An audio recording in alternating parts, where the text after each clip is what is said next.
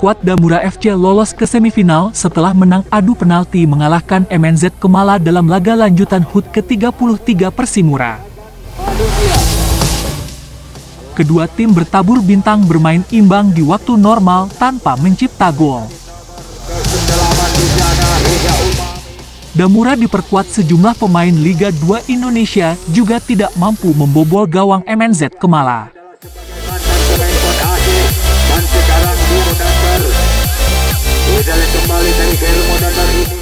Serangan yang dibangun pemain Damura kandas di kubu pertahanan lawan sehingga gagal penyelesaian akhir. MNZ Kemala juga tidak mampu merobek jala gawang Damura meski memiliki sejumlah peluang di depan mulut gawang Damura.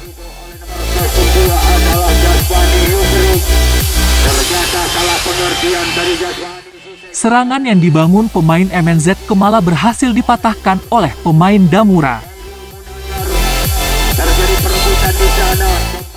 Pada babak kedua, aksi jual beli serangan kedua tim tersaji dalam laga yang berlangsung di lapangan Persimura Bernun.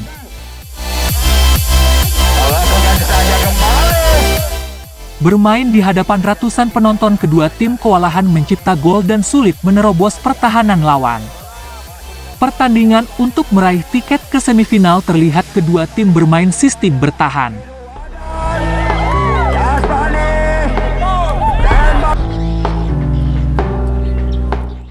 Hingga laga berakhir tidak ada gol yang tercipta sehingga dilakukan drama adu penalti.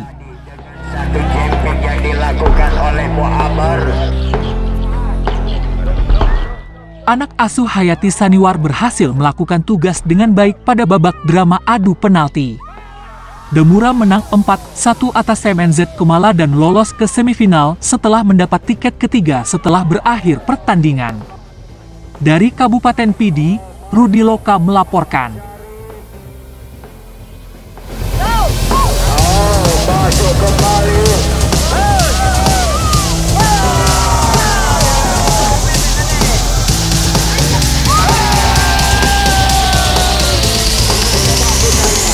Lewat hasil drama adu penalti yang terjadi.